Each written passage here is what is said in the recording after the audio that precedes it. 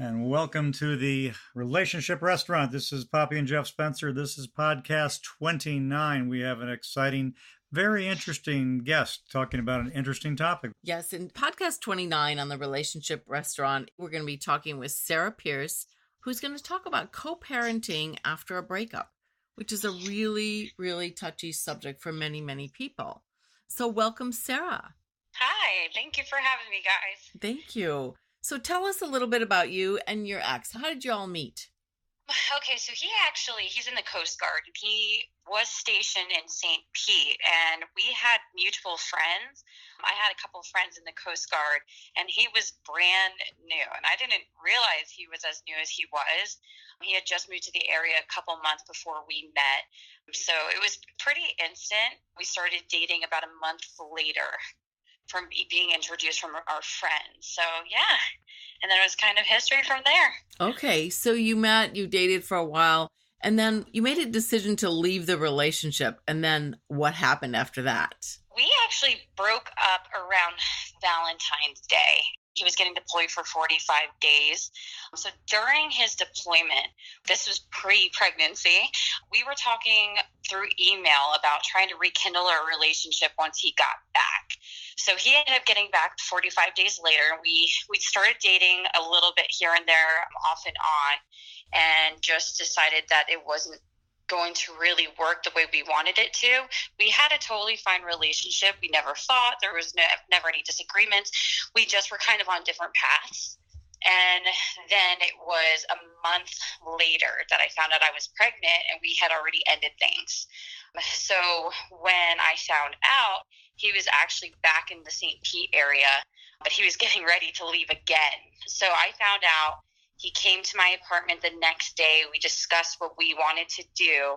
And then literally the next morning, he had to get on the ship again to leave for another 45 days. Okay, so you decided together. But how was that? Was that a fairly emotional ordeal, talking over? Yes. Oh, my goodness, yes. So I found out on a Tuesday, and I went to work that following day. And it just completely just shook my world. You know, it wasn't anything that I expected really to happen this early on in my life, especially given my circumstance. You know, I wasn't married. We were no longer together. And now I was going to bring on a baby. So when we sat down, when he came to my apartment, the conversation kind of went in one direction. And then as soon as he left, it went in a completely different. We both decided that we were going to take our time thinking about what was going to be best for the both of us, as well as this baby. And he had brought up a couple times during that conversation, maybe trying to be together still. And I just told him I didn't think it was right for us to try to make something work, just for the pure simple fact that I was pregnant, you know, because I didn't want to bring a baby into the world in an unhealthy environment and an unloving relationship. So we both decided that we were going to take the 45 days to kind of think about things and figure it out and see if we wanted to make it work again. And then while he was deployed, let's just say he was like really caught up in the party scene. So when he would port and he was, you know, drunk at the bar with his friends or whatever, that was the only time that I would really hear from him. So that's not a good thing to be hearing from someone when they're only drunk. Exactly. It wasn't like he was sober or had a clear mind or really knew what he wanted. He was intoxicated, and he thought he missed me at that time.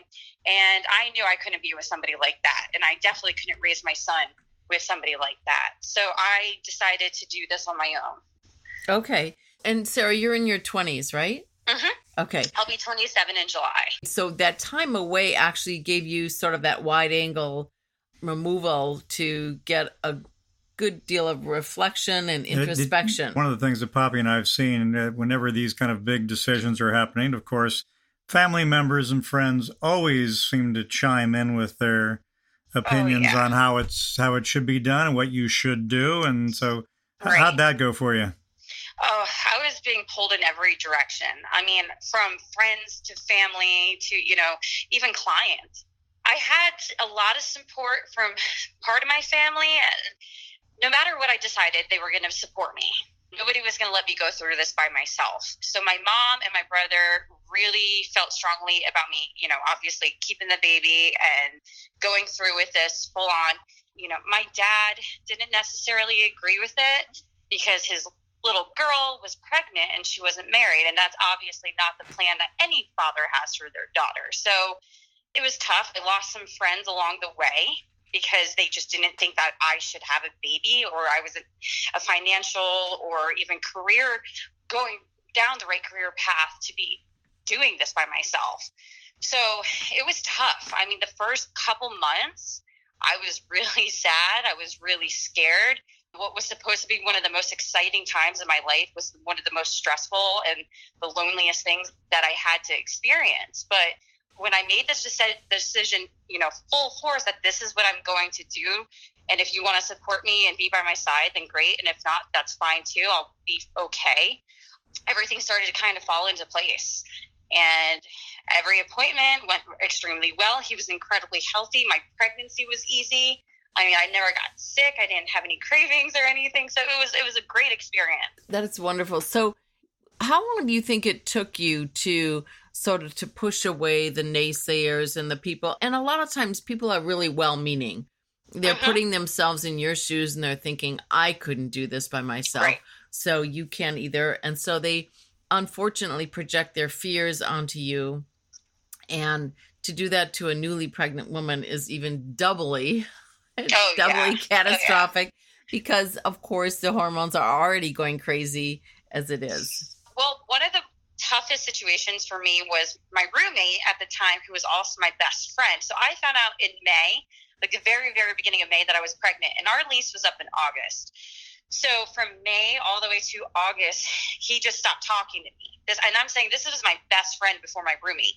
Wouldn't come home. He would just stay at friend's house. He was in a relationship at the time, so he was always over there. And when I really needed him the most, he wasn't there for me. So I think that it actually hurt me more than my ex not being there for me. Right. Because that was somebody that I always turned to and I thought would never let me down, but he didn't have my back at all. He thought I was making a huge mistake. And a lot of times people do that because they, for whatever reason, they can't manage their own fears or their own challenges, and maybe underestimated the strength that you have. And sometimes when people are strong like that, like you are, it's intimidating for other people. Absolutely. A lot of men can be thrown off by that courage and strength, which we applaud in you, can be often something that can be almost frightening and disarming. Disarming to a guy that they can't figure out. Wait a second, I'm supposed to be the strong one here and have the big input, and not you. Right. Absolutely. But I'm sure it also gave you an opportunity to reach out to other people who were there for you in a supportive way, right? Absolutely. There's always a silver lining, right? Yeah. And one person in particular, so one of my clients, Mary Jo, she was one of the first people I told. I just connected with her on a very, personal level. She came in for her session that day, and she could just see that something was on my mind. And she was like, let's go grab coffee. She's like, don't even worry about our session today. She's like, I just see that, you have this look in your face that I've never seen before. So we went and we grabbed, she had a coffee. I didn't have coffee. And I sat down with her and I told her, and literally from that moment all the way into the delivery of my son, where she was in the delivery room with me, she was just the most supportive person ever. I mean, and I didn't even know her all that well. I think it was my pregnancy that brought us together. So I lost one friendship, but I created this completely different bond with somebody who became like a mother figure to me. Great. So it was amazing. Yeah, there was definitely the silver lining. I mean, I got incredibly close with my family throughout that process, and, a select few friends and then clients. That's awesome. So tell us a little bit for our listeners today about your delivery and who was there besides your new friend, Mary Jo, and support partner. Who else was there? So my mom, my dad, and then Stephanie, who was a coworker, but also one of my very, very close friends here. I went into labor. I was actually supposed to get induced that morning. He was almost 2 weeks late. And I was supposed to get induced that Monday morning at 6 a.m., except I went into labor, or I started having contractions at 1 o'clock in the morning. So I didn't really know what was going on. I mean, I just kind of felt like a stomach ache. So I didn't want to bother my mom and wake her up to rush me to the hospital if I wasn't having contractions. So I waited 2.5 hours So at 3:30, I finally woke her up and I was like, I'm having contractions. We need to go to the hospital right now. So my dad was sleeping at that time, but he was like, I'll meet you guys there soon. So we got to the hospital about 4 a.m. My dad got there about 5:30. And then Stephanie got there probably about 7. And then same thing with Mary Jo. And I was in labor for 18 hours. Oh, man. Oh, you poor everybody thing. hung in by my side that whole time. I mean, nobody really left except to go run a couple errands here and there. But everybody was there the entire time with me, all the way up until my son came, which was 6:45 that night. Oh, my gosh. I'm sure you were exhausted. So was was the baby's father there? He was. So he started dating this girl named Brianna in August. So I found out I was pregnant in May. He met her in August. And it was about even before that, like September, I found out that they were dating. And I wanted to be fair to her and let her know that I was having her boyfriend's baby if he didn't already let her know. And of course, I talked to Taylor about it before I did it. I wasn't overstepping, but I felt like she needed to hear it from me as well, considering, I didn't know the severity, or how serious their relationship was. So I reached out to her and I let her know, and she's like, I actually do know. Taylor told me everything. I supported 100%. So while he was deployed, I actually met up with her and we had dinner together. And we talked about everything and kind of, discussed what to kind of expect from one another moving forward. And we instantly hit it off. She's an amazing person. So they both showed up to the hospital. Which is we just have to stop you there. Yeah, that's incredible and now they're engaged, right? Yes, they got engaged a couple months ago. Okay, so here you are still pregnant, having lunch with your ex's fiance. And you think she's great. And you think she's great and she's supportive. Oh, yeah. So the three of you have this supportive thing for this wonderful new baby that you brought into the world. Yes. Well, this is a huge anomaly, by the way, Sarah. This is not usually what happens in these kind of dynamics. And we tip our hat to you for bringing on that kind of a positive atmosphere and welcoming and creating that, because your child's life and well-being and growth is going to be enormously impacted by that wonderful positive. Absolutely. And one of the things, Sarah, that we wanted to share is that we always like to give our listeners 5 points to take away. And one of them is, it's a matter of control and relinquishing control. And in joined relationships where couples had a power struggle before, and you shared that, and only one right way to do things, tension and conflict will definitely spill over onto the children and the household. And you recognized that early on, and you said, hey, wait a minute, I don't know that I want to bring in this baby into this world in this conflict. Mm-hmm. But then apart, when each parent is able to adopt their own parenting style, the children quickly learn different styles of parenting, and then they get a broader perspective.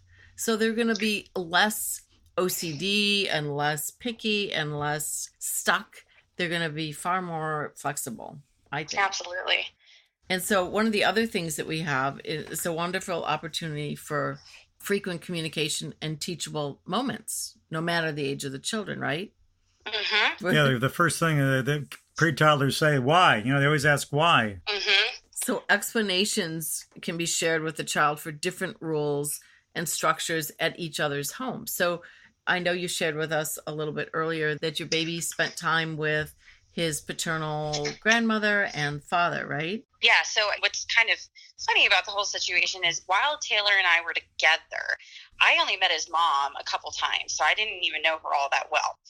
Right before I went back to work, I only took 6 weeks off and I went right back. The weekend before I came back to work, I actually went and spent the whole weekend with her, just her and I and Kaden. So it forced us to kind of really get to know each other on a different level, because whether we wanted to face it or not, I mean, we're going to be in each other's lives forever.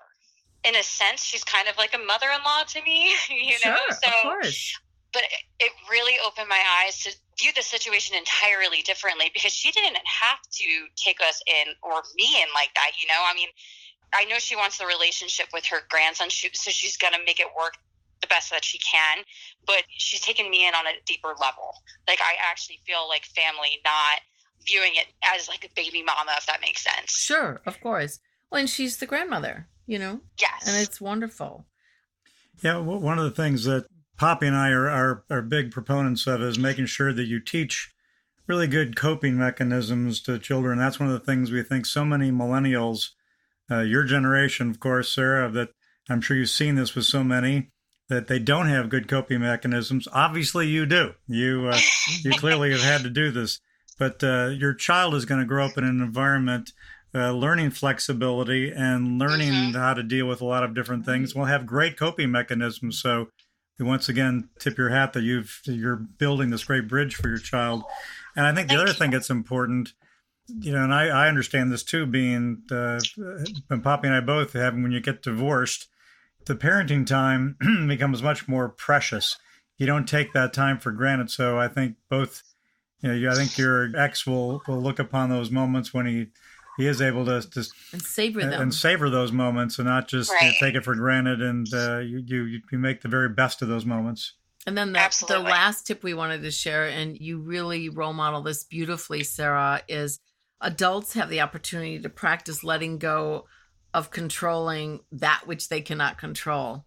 So often in a relationship, like when your baby was with his dad and the fiance for a while, there's not a lot of control that you have, nor did you really want to. You really let that go beautifully. And it's such a wonderful, broader theme to carry on in our lives when there are so many things in our external environments we can't control, and that you model that. And if you model that for your child as well, it's just a win-win all the way around. Yeah, because we've seen so much of the contrary of that, where folks really struggle when divorces aren't going well and communication isn't well with the children.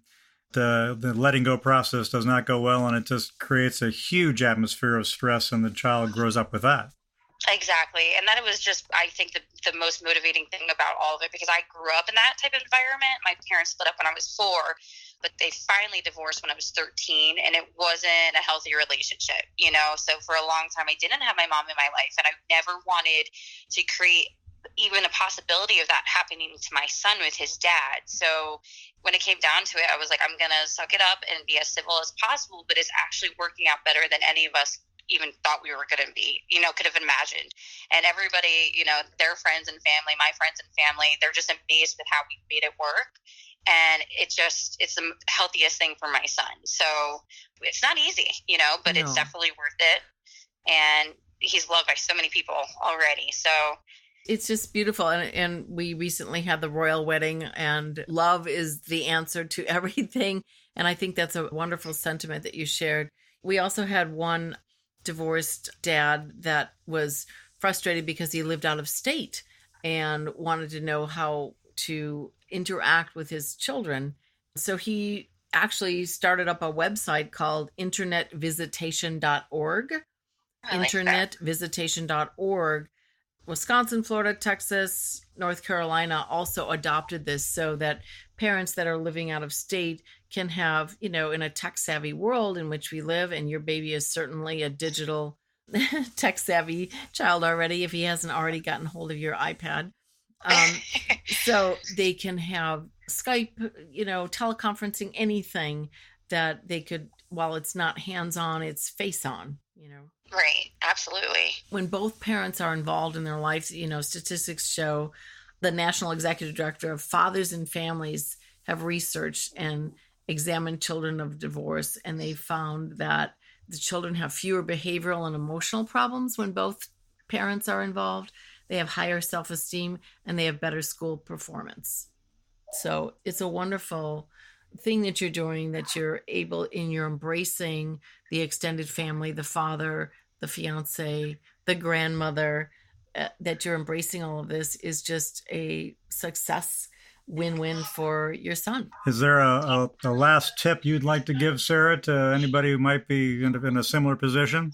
With co-parenting, honestly, just always put your children first. I mean, when it comes down to it, put your personal feelings and emotions behind you, because at the end of the day, it doesn't matter. You're doing this for your child. And like you said, you want to set him up for the best future possible. And so many kids are damaged today because of, parents not getting along and disagreement and letting finances stand in the way. It does not matter at the end of the day. All that matters is that your child is happy, healthy, and on the road to success. So that's really all I could give, because it's working wonders for us. And the last thing, and I know you shared this, is that you regularly meet with your ex and his fiance and discuss all sorts of parenting things for your child. And I just think that that's a wonderful thing, this sort of family meetings and have open discussions and agree to a plan, I think is a beautiful gift that you're giving to your son. Yeah, thank you. Yeah, we definitely, anytime there's any issues, we talk about it first, and it always works out. So communication has been huge for us. Well, that's what we are all about here on the Relationship Restaurant. And Sara, thank you so much for sharing your beautiful embracing co-parenting. We look forward to hearing from you. If you want to find us, we are Poppy and Jeff, PoppyandGeoff.com. And you can find more interesting tidbits and parenting advice and relationship advice. Thank you so much for joining us. So thank you, Sara. We look forward to hearing more wonderful things about the ongoing growth of your child and this beautiful relationship. Awesome. Thank you guys so much for having me. All right. Take care. Sara. All right. Bye-bye. Bye.